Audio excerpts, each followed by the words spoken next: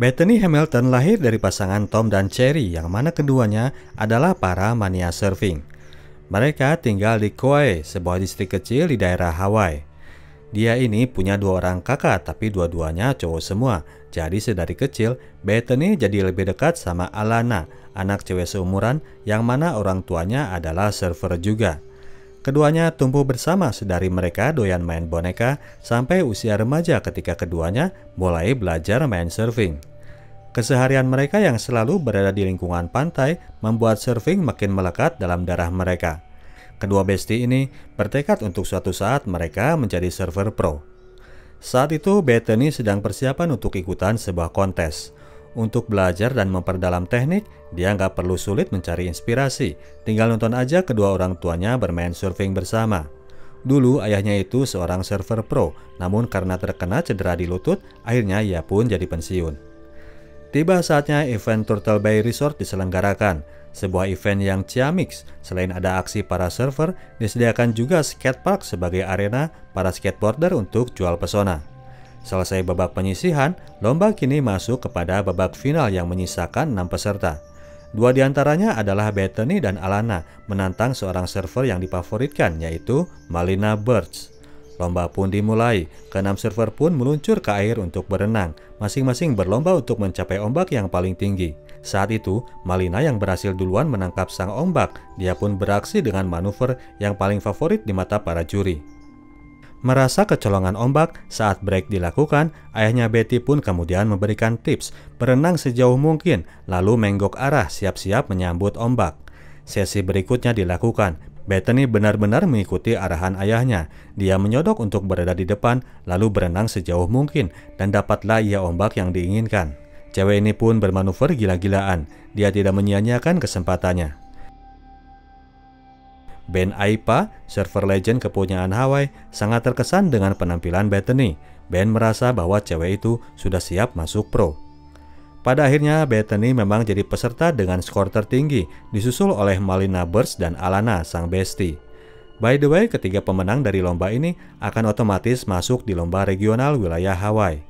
Di samping hadiah-hadiah itu, Bethany dan Alana pun mendapatkan bonus lain. Mereka berhasil mendapatkan sponsor dari Rip Curl. Kalian pasti udah pada tahu atau setidaknya udah dengar nama brand ini. Ugal-ugalanlah mereka memilih tank top dan bikini yang disediakan oleh mereka. Selain bermain surfing, Bethany pun tergabung dengan sebuah komunitas sosial. Mereka sebelumnya sudah ada jadwal untuk melakukan trip ke Meksiko, menyalurkan bantuan bagi sebuah panti asuhan. Namun karena kini Bethany sudah terikat kontrak dengan sponsor, ia jadi urung pergi karena harus ngikut jadwal dari sponsor. Mbak Sarah, sang mentornya di komunitas, sangat kecewa mendengar keputusan Betty. Esoknya Bethany jadi merasa sangat bersalah karena ia harus tetap stay di rumah untuk berlatih sementara teman lainnya sedang berangkat menuju Meksiko. Ibunya memberi pengertian bahwa pada akhirnya ia harus bisa mengambil keputusan sendiri dan menerima konsekuensi serta resikonya. Bethany pun akhirnya memilih untuk enjoy. Malamnya ia ikutan join dengan komunitas lokal melakukan night surfing, meskipun harus sembunyi-sembunyi karena kalau nyokapnya tahu, dia pasti akan dilarang. Kebetulan malam itu adalah malam bulan purnama, jadi cuaca luaran sangat menggemoykan. Mereka sangat menikmati momen mereka sebagai anak muda, energik dan bergembira. Baru esok paginya, Bethany pulang dan emaknya sempat bete meskipun akhirnya nggak jadi masalah yang gede. Masalahnya hari itu adalah hari operasi lutut ayahnya, oleh karena itu dia jadi nggak bisa nganter Betty dan Alana untuk latihan.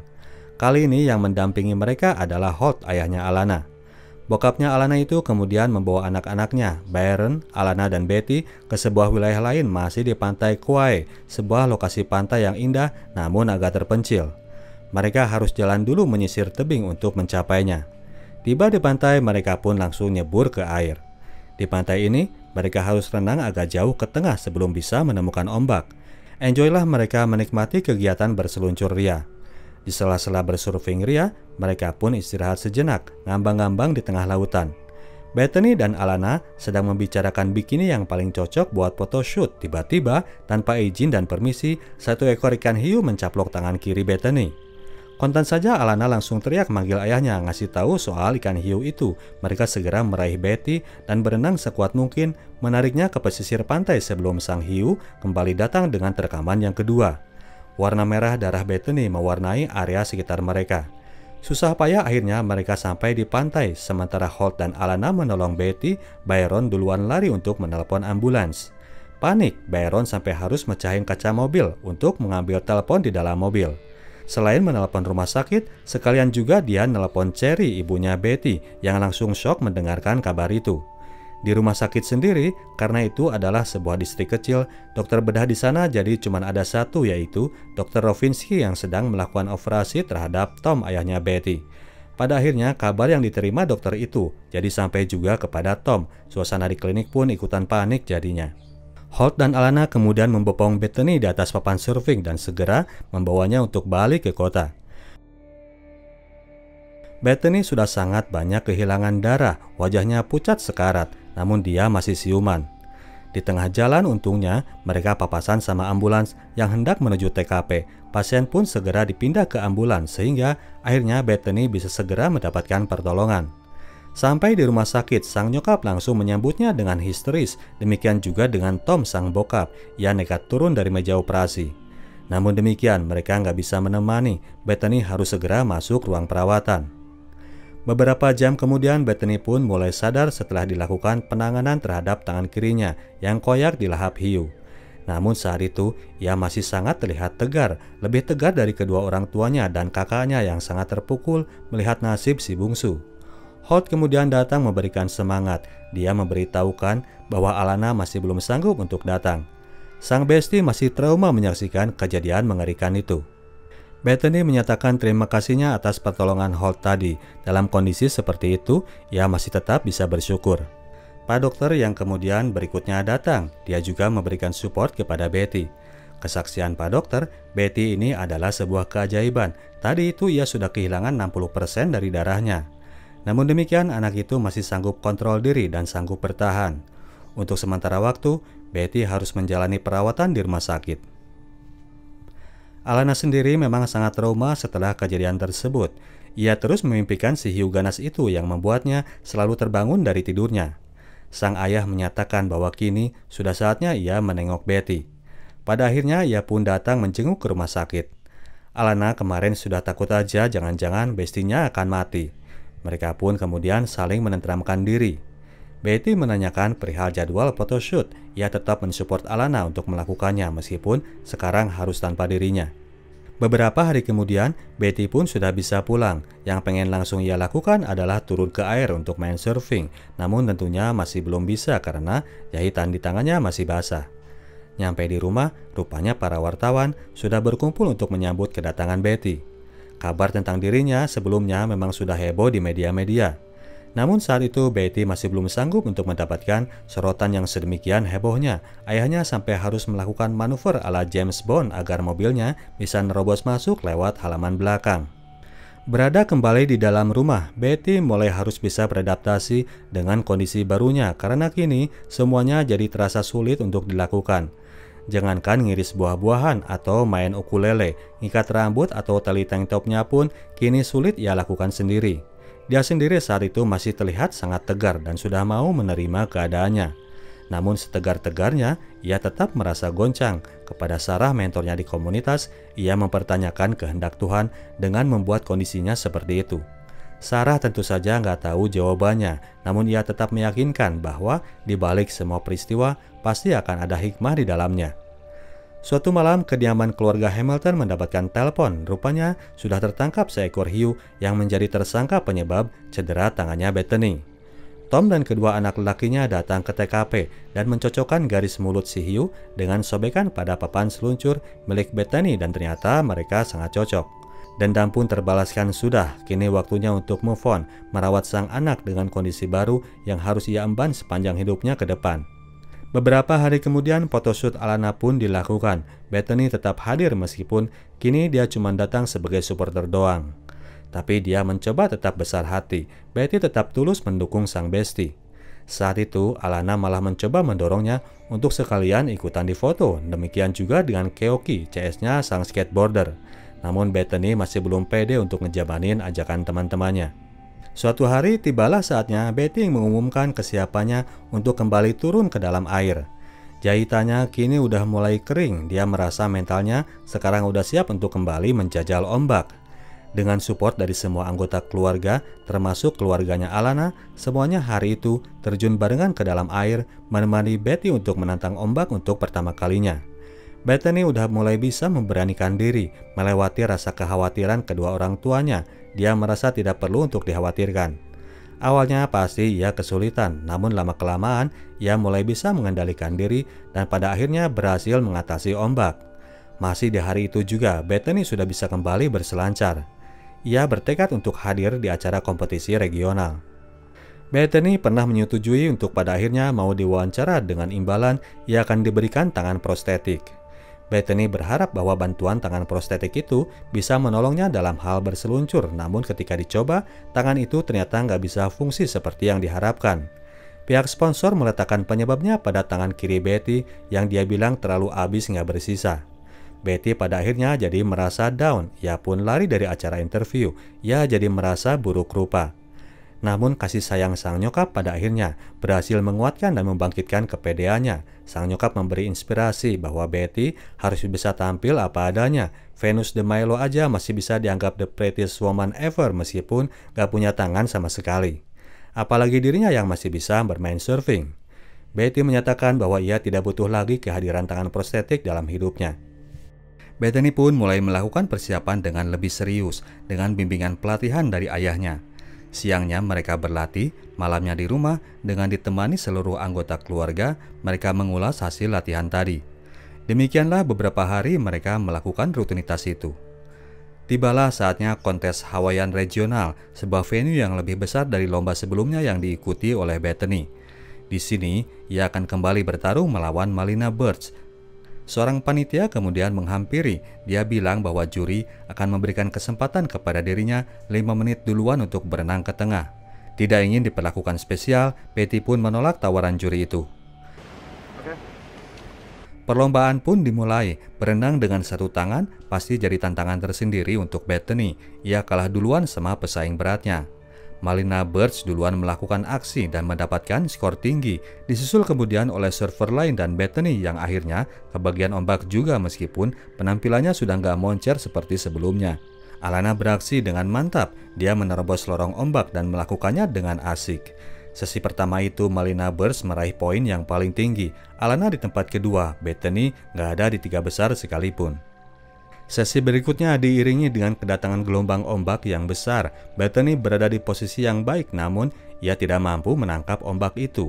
Karena kurang cepat, ia malah berakhir jadi korban terjangan dan putaran ombak tersebut. Alana mencoba nolong, tapi Bethany menolak. Kesempatan itu dimanfaatkan oleh Malina. Alana gak rela temannya kehilangan ombak. Dia menghampiri Malina dan menabraknya, merelakan dirinya didiskualifikasi oleh juri. Sesayang itu doi sama bestinya. Bethany masih mencoba bergumul dengan ombak sampai akhirnya sebuah ombak yang besar menghantamnya dan membuat papan surfingnya patah. Fix sudah, Betty telah gagal dalam lomba itu karena waktu pun udah mau habis. Sampai di pantai, Betty marahin Alana karena mencoba untuk membantunya. Pada akhirnya ia pun jadi perhatian orang-orang ketika tiba di pantai. Merasa kesal dengan hasil lomba itu, ia pun ingin segera cabut dari TKP, namun keburu dicegat para wartawan. Kesal, akhirnya sekalian ia membuka kaosnya, mengekspos tubuhnya yang tanpa tangan kiri di bidik kamera wartawan. Ibunya segera menggiring dia dari sana. Tiba di mobil, beberapa anak ingin meminta tanda tangan. Alih-alih memberikan tanda tangan, Betty sekalian memberikan papan surfing miliknya kepada anak-anak itu. Bethany menyatakan pensiun dari dunia surfing. Nyampe di rumah, kedua orang tuanya jadi bertengkar. Sang bokap tidak mau Betty menyerah, tapi sang nyokap memilih untuk mendengar kemauan sang anak. Betty sendiri memang merasa gamang. Ia sedang menyendiri di pantai ketika sang ayah menghampirinya. Betty tidak mengerti mengapa ia harus menerima nasib seperti itu, harus kehilangan segalanya. Sang ayah meyakinkan bahwa ia sama sekali belum kehilangan segalanya. Ia masih punya keluarga yang sayang kepadanya. Namun Betty nggak ngerti apa yang harus ia lakukan sekarang.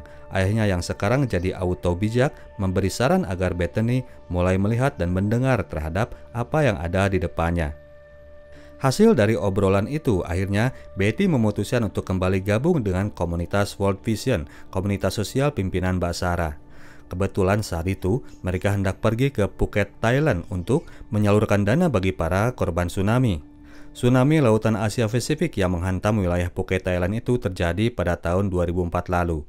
Berada di antara puing-puing kota di pinggiran pantai Phuket, Bethany kini bisa melihat sendiri seperti apa orang yang memang benar-benar kehilangan segalanya. Mereka itu selain kehilangan keluarga, juga ternak-ternak dan harkat hidup mereka. Sempat tidak kuat menahan kesedihan, Bethany akhirnya bisa menguasai diri dan mulai aktif melakukan tugasnya bersama komunitas, melakukan kerja sosial, membantu orang-orang yang ketiban musibah. Di pinggiran pantai, ia ketemu dengan seorang anak kecil yang murung terus kerjaannya dan bahkan jadi trauma dengan air laut. Mencoba menghibur anak itu, Bethany kemudian meminjam papan surfing yang masih ada berceceran, mengajak anak itu untuk turun ke air. Pantai Phuket ini memang dikenal sebagai pantai para surfer, jadi nggak heran kalau banyak papan surfer yang berserakan. Anak itu tetap nggak mau. Bethany mencoba membuat anak tersebut untuk mengatasi rasa takutnya terhadap air pantai. Sampai akhirnya anak itu berhasil dibujuk dan mau untuk dibawa bermain-main pakai papan surfing. Pemandangan itu terlihat oleh warga sekitar. Mereka semua jadi ikut terinspirasi dan malah jadi ikutan nyebur ke air membawa papan-papan surfing. Di sini Bethany jadi bisa melihat bahwa surfing bukanlah segalanya. Surfing hanya sebuah alat agar dirinya bisa lebih berarti bagi orang sekitarnya. Sampai ke rumah, Bethany mendapatkan kejutan lain yang di luar ekspektasi. Rumahnya kini sudah dipenuhi dengan ribuan amplop surat yang datang dari berbagai pelosok negara di dunia menyatakan rasa apresiatnya terhadap seorang Bethany Hamilton. Ada Juleha, anak yang juga sesama disabilitas, yang jadi termotivasi melihat penampilan Bethany. Ada juga Ujang, seorang anak lain, yang akhirnya berani ikutan seleksi sebuah klub sepak bola setelah melihat penampilan Bethany di kejuaraan regional kemarin. Bethany heran, padahal di situ dia merasa gagal total. Sang ibu memberitahu bahwa mereka respek kepadanya karena ia mau dan berani untuk mencoba. Hal itu jadi menginspirasinya untuk kembali turun ke arena lomba surfing. Ia ingin turun di kejuaraan nasional. Motivasinya kini udah beda. Dia nggak ngejar jadi juara. Dia cuma ingin main surfing untuk memotivasi Juleha dan Ujang dan anak-anak lainnya.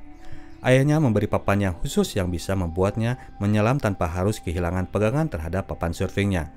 Kini ia pun mulai baikan lagi sama sang bestie. Bethany pun kembali berlatih untuk mempersiapkan diri. Kini bahkan lebih keras dari persiapannya tahun lalu. Semua orang memberikan semangat termasuk itu Keoki, cowok skateboarder sohib akrabnya. Tibalah saatnya Rip Curl Junior National Surfing Championships diselenggarakan. Venue lomba yang akbar, suasana di lokasi lebih meriah dari suasana di kompetisi regional. Setiap peserta akan diberi waktu 25 menit berada di perairan untuk menangkap ombak dan melakukan aksi, dan akan diambil 2 dari nilai tertinggi peserta sebagai skor yang akan ditarungkan. Sebelum turun, Tom memberi nasihat kepada anaknya agar ia tidak ambil semua ombak, karena ia pasti akan sulit bersaing dengan peserta lainnya.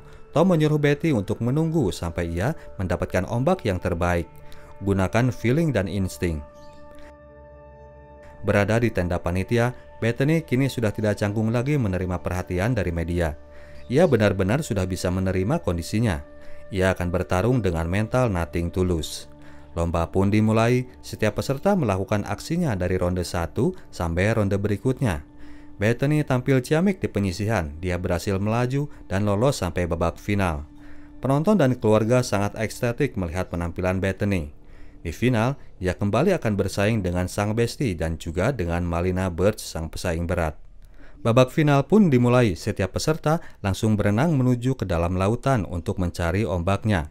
Bagai Melamed yang duluan beraksi meskipun cuma dapat skor rendah, giliran Alana kemudian dan penampilannya jauh lebih baik dari pesaingnya barusan. Dia berhasil melakukan 3 vertical turnover dengan baik dan meraih skor 7. Ketika giliran Bethany mendapatkan ombak, rupanya ia malah terjatuh sehingga gagal mendapatkan poin. Malina Birch yang kemudian mendapatkan ombaknya, dia ini lagi on fire hari itu. Gocekannya di atas ombak mendapatkan skor 9.2, skor tertinggi untuk sementara. Waktu tinggal 8 menit lagi Bethany gagal unjuk gigi, demikian juga kali ini dengan Alana. Dia terjatuh nggak sanggup menahan ombak. Sementara itu Malina, dia malah gila-gilaan melakukan manuver yang lebih baik ketimbang sebelumnya. Dia mendapatkan skor 9,5 kali ini, kandidat kuat untuk menjadi juara. 5 menit waktu tersisa, Bethany masih belum dapat poin. Dia melihat ke horizon dan melihat ada sebuah bibit gelombang yang besar. Betty segera berenang mendekat, namun ternyata Malina mencium gelagat serupa. Kedua pesaing itu pun saling berlomba. Sementara Bethany berusaha untuk mendapatkan skor pertama, Malina berusaha untuk mentekel lawannya dari mendapatkan poin. Pertarungan berlangsung ketat ketika pada sebuah momen, dengan instingnya, Bethany duluan nyelam dan kemudian muncul pada riak gelombang, mendului Malina. Bethany berhasil menangkap ombak pertamanya, sebuah ombak yang ideal, dan dia pun melakukan manuver-manuvernya dengan gemilang. Penampilan Bethany sangatlah gacor, para pemirsa bersorak-sorai bergembira. Jagoannya itu mendapatkan nilai tertinggi saat itu, 9,7 poin. Namun Betty masih berada di posisi 5, sementara waktu udah tinggal 2 menit lagi. Dia butuh 1 kali aksi agar nilainya bisa bersaing dengan pesaing lainnya. Namun setelah gelombang besar itu, rupanya kondisi pantai kini masih anyep, nggak ada tanda-tanda ombak bagus akan segera muncul. Bethany keluar dari jajaran surfer yang membuat heran semua orang yang melihatnya. Ia kini berusaha menggunakan feeling dan insting. Pada riak air, ia merasakan sesuatu. Mulailah terlihat sebuah gelombang besar akan muncul. Pada waktu tersisa tinggal 15 detik lagi, tapi Bethany tetap berusaha mengejarnya. Surfer lain udah kejauhan dari gelombang itu. Waktu tinggal sisa beberapa detik lagi. Bethany telah berhasil menaiki ombak itu meskipun akhirnya juri keburu membunyikan trompetnya. Namun Bethany tidak mengindahkan tanda akhir itu. Ia tetap beraksi dan melakukan sebuah sliding yang indah menyusuri lorong ombak yang panjang. Bethany merasa senang, demikian juga dengan para pemirsa menyaksikan sebuah terjangan yang sangat inspiratif pada momen event tersebut. Keluarganya menyambut riang gembira ketika ia tiba di pantai, meskipun pada akhirnya aksinya yang barusan tidak dihitung oleh panitia karena aksi itu dilakukan setelah bel berbunyi. Malina yang akhirnya menjadi juaranya. Namun demikian, Bethany nggak mau protes. Dia masih yakin bahwa penampilannya tadi sudah dihitung dalam hati Ujang dan Juleha, dan pemirsa lain yang tersepona melihat mental baja yang dimilikinya. Pada momen penyerahan hadiah, Malina yang kini sangat terkesan dengan ketangguhan seorang Bethany melakukan gimmick yang sportif dengan mengajaknya naik bareng di podium juara dan bersama-sama mengangkat trofi yang diraihnya. Kali ini Betty pun udah bisa menghadapi para wartawan. Dia memberi pernyataan bahwa kini ia sangat mensyukuri insiden mengerikan yang telah menimpanya karena kini dengan satu tangan ia bisa lebih memberi inspirasi, lebih dari yang bisa ia lakukan dengan kedua tangan. Surfing kurang lebih sama dengan kehidupan. Ketika kamu terlibas ombak yang besar, maka kamu harus berusaha sabar menunggu ombak lain agar bisa berada di puncak untuk mengendarainya. Tahun berikutnya, Bethany menjadi juara pertama di kejuaraan nasional tingkat senior. Dia pun mendapatkan kehormatan diundang ke berbagai event besar di negara Mamarika dan ditempatkan sebagai profil yang inspiratif. Bethany akhirnya turun menjadi surfer pro dan kini ia sudah berkeluarga dengan 3 orang anak dan tinggal dengan bahagia masih di kota Kauai di Hawaii. Oke, demikianlah ceritanya bro dan sis. Kita tim Sinotalk cabut dulu. Sampai jumpa di video kita selanjutnya. Ciao.